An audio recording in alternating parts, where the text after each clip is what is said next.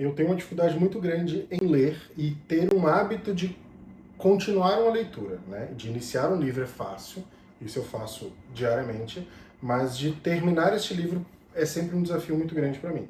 E aí eu pensei em criar um desafio na internet, lendo um livro todos os dias com vocês. E aí, como eu sou uma pessoa que eu gosto muito do meu amigo Júnior, eu resolvi chamá-lo também para fazer parte do projeto, e assim nasceu a Oficina de José, uma homenagem clara a São José. Enfim, vamos lá. Então, A Imitação de Cristo, dia 1. E aí a gente vai começar pelo capítulo 1 do livro 1, que são avisos úteis para a vida espiritual. Capítulo 1, da imitação de Cristo e desprezo de todas as vaidades do mundo. Quem me segue não anda nas trevas, diz o Senhor. São estas as palavras de Cristo, pelas quais somos advertidos que imitemos sua vida e seus costumes, se verdadeiramente queremos ser iluminados e livres de toda cegueira de coração. Seja, pois, o nosso principal empenho meditar sobre a vida de Jesus Cristo. Seus ensinamentos superam todos os ensinamentos de homens santos, e aqueles que têm o seu espírito encontrarão nele o maná escondido. Mas há muitos que, embora ouçam frequentemente o Evangelho, sentem pouco anseio por ele, porque não têm a mente de Cristo. Portanto, aquele que quiser compreender plenamente e com verdadeira sabedoria as palavras de Cristo, que se esforce para conformar toda a sua vida à mente de Cristo. Que te aproveita discutir sabiamente sobre a Santíssima Trindade, se não és humilde, desagradando assim a essa mesma Trindade? Na verdade, não são palavras elevadas que fazem o homem justo, mas é a vida virtuosa que o torna agradável a Deus. Prefiro sentir a contrição dentro de minha alma, a saber defini-la.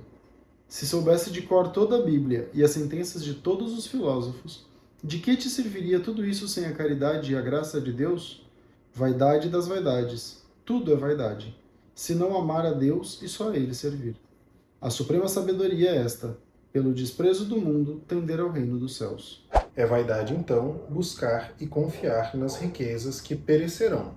É vaidade também cobiçar honras e nos exaltar. É vaidade seguir os desejos da carne e ser guiado por eles, pois isso trará miséria no fim. É vaidade desejar uma vida longa e dar pouca importância a uma vida boa. É vaidade pensar apenas na vida presente e não ansiar pelas coisas que virão depois. É vaidade amar o que passa depressa e não se apressar para onde reside a alegria eterna. Lembra-te a miúdo do provérbio: os olhos não se fartam de ver, nem os ouvidos de ouvir.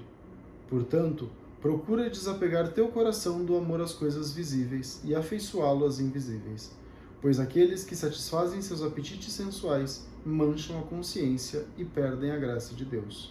Essa primeira parte me lembrou agora, eu não tinha pensado nisso antes, que era: Senhor, como eu gostaria que te louvassem, como seria incrível, né, que as pessoas te amassem, te louvassem, te adorassem, enfim, não é textual, não, mas Senhor, como é bom ser louvado. E eu digo isso porque eu me identifico muito com isso, né, agora, sobretudo no tempo da Quaresma, onde a gente olha um pouco para dentro da nossa realidade, um pouco mais para dentro da nossa realidade pessoal, até das nossas misérias, enfim, o quanto às vezes a gente quer esse louvor vindo das pessoas, mas que foge desse ideal de colocar, né, de conformar a nossa vida à vida de Jesus Cristo, como ele fala aqui no parágrafo 2, né? É preciso que procure conformar a dele toda a sua vida. Eu achei interessante que ele começa o capítulo dizendo, né? Aquele que me segue não andará nas trevas, diz o Senhor. Então, assim, é uma promessa que o próprio Cristo faz pra gente, né? Então, eu acho que a base é essa, na verdade, né? A gente está vivendo agora um tempo de Quaresma e eu acho que muitas vezes a gente se depara, quando a gente quer estudar ou a gente vai ver algum vídeo, enfim, com uma realidade muito quadrada, muito fechada. E eu acho que talvez essa realidade, de alguma maneira, faz com que a gente não se sinta capaz de estar junto de Jesus, né? De estar junto de Cristo, né? De estar dentro da igreja. Muitas vezes a gente não se sente digno, né? De todo esse amor, né? De tudo isso que Jesus fez pela gente. E eu acho que é engraçado, né? Porque a gente está usando dois livros diferentes, né? Digamos, o livro é o mesmo, mas assim, duas traduções diferentes, né? Então eu percebo que o teu ele tem um texto talvez um pouco mais duro do que o que eu tô lendo, né? O meu ele é um pouco mais leve, digamos assim, mas a gente sempre conversa sobre isso, né? Que eu tenho um pouco de receio de algumas coisas muito duras, assim, né? Então talvez seja uma fuga que eu acabe de alguma maneira procurando, enfim, mas eu vejo que ele vai nos trazendo essa consciência. De nada adianta a gente simplesmente estudar, a gente simplesmente ler, se aquilo não fica remoendo, né, ou na nossa cabeça e a gente pensando, tá, mas hoje eu não consegui fazer, mas amanhã eu vou tentar novamente. E eu acho que talvez a graça seja justamente isso, né? Sim, o Padre Clodoaldo, que você conhece, ele fala sobre ruminar, né? Aquilo que vai ficando na nossa mente. E, na verdade, eu percebo que, assim, também a própria mensagem do texto, ela fala, né, sobre se conformar à vida de Cristo, e que acho que é um pouco até da ideia desse projeto nosso, que é essa ideia de conformar a vida de Cristo também no dia a dia, né? É aquela coisa, ser um católico sem frescura, ser um católico que não está inventando moda, porque nós temos a nossa vida, né? Então acho que esse é o ponto central também desse projeto, assim, entender que nós somos homens, você é casado, eu solteiro, que trabalhamos, que temos que prover as nossas realidades, a nossa vida, mas que nós somos chamados a essa imitação, a esse conformar-se à vida de Cristo. E que esse conformar-se à vida de Cristo também não precisa ser tão duro, né? De fato, é isso que você mencionou. Eu acho que esse livro, essa minha versão aqui, que é da Editora Vozes, tem uma coisa um pouco mais dura, mas também não precisa ser duro no sentido de tem que ser sofrido, sabe? Não, como que eu vou conformar a minha vida à vida de Cristo? Hoje, eu, Júnior, conformo a minha vida à vida de Cristo através dos sacramentos, através do meu trabalho, que tem que ser um trabalho bem feito, que tem que ser um trabalho exemplar, não só, claro, na execução do meu trabalho, mas também no atendimento às pessoas que me correspondem, que me competem, enfim. E é esse o chamado, né? O chamado, no teu caso, conformar a tua vida à vida de Cristo, ser um pai zeloso, ser um esposo zeloso, enfim.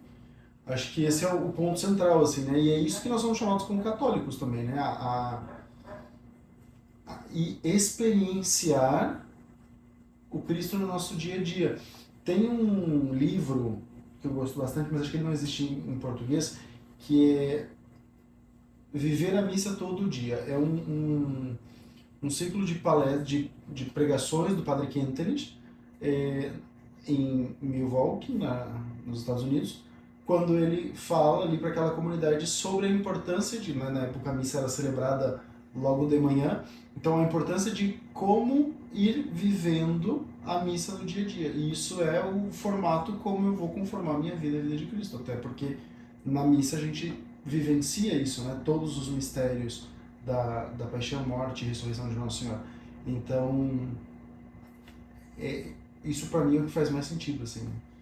Eu acho que, e até o final do livro, né? Eu acho que ele vem bem com o que eu comentei há pouco, que é o lembre-se sempre do que diz. Os olhos não se fartam de ver, nem os ouvidos de ouvir. Esforce-se, portanto, para desviar o seu coração do amor pelas coisas que se vêm, e fixá-lo nos que não se vêm. Então, acho que é justamente isso, né? Então, assim, não adianta a gente não procurar a Deus, a gente não procurar a Cristo, né?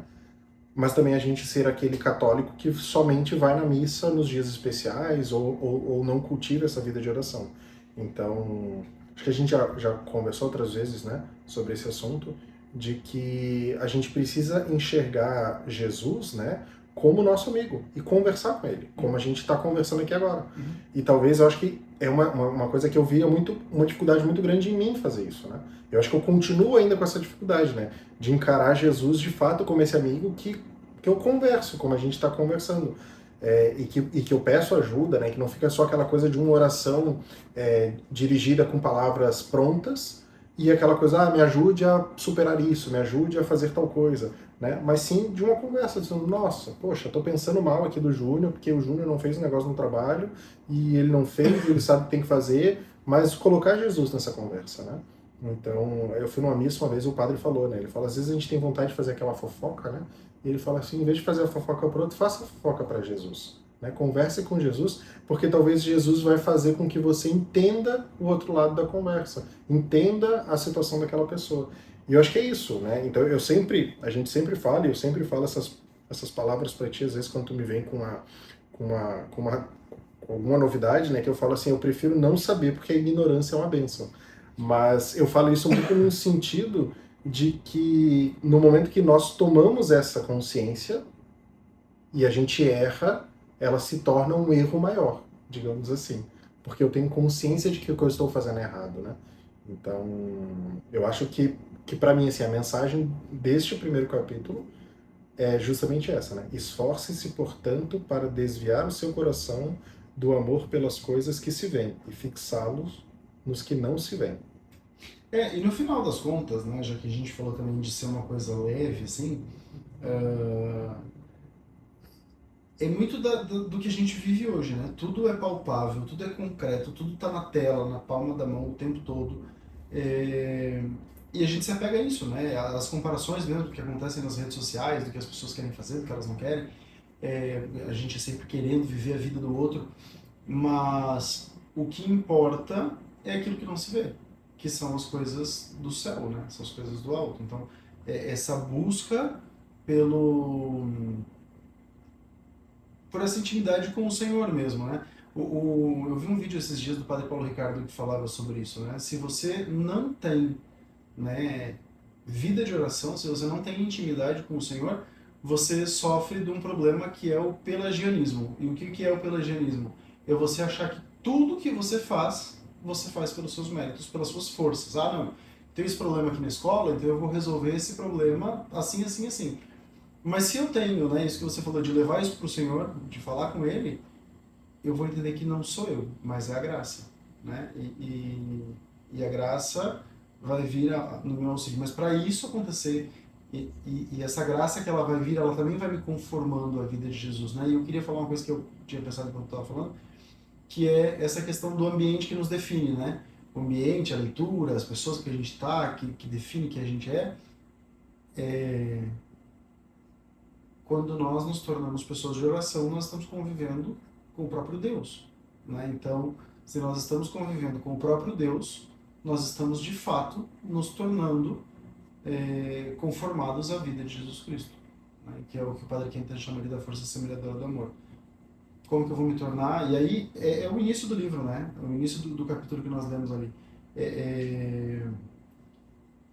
Seja, pois, o nosso principal empenho meditar sobre a vida de Jesus Cristo. Então, algumas pessoas que têm um plano de vida, enfim, falam sobre isso, né?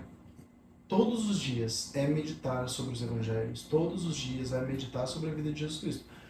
A Sagrada Escritura, né, é uma revelação completa, mas aquilo da vida de oração, que vai ser fecundo, que vai ser importante, é a vida de Jesus Cristo. Muito bem. Então, acho que agora o projeto ele saiu da ideia, saiu da cabeça, se tornou real. Então, que isso de fato seja fecundo e que de alguma maneira a gente consiga pegar pessoas que, assim como eu, têm dificuldade em concluir um livro, que de repente se torne um incentivo, né? Sabendo que eu estou aqui para ler junto com você, o Júnior está aqui para ler junto com você. E se você puder e tiver, né, quiser comprar o livro, né? Então, por exemplo, eu comprei a versão de Kindle, custou R$ 2,50. Então, não tem muita desculpa para não ler, né?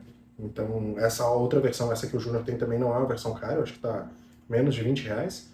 Então, talvez assim, esse primeiro passo, é comprar o livro, sentar, né? A gente fez isso aqui em, sei lá, 5 minutos de leitura, tem a nossa conversa, claro, mas o objetivo é esse. Exatamente. E a gente vai se encontrando diariamente, se possível, e se Deus nos permitir também, né? Vai permitir, sim.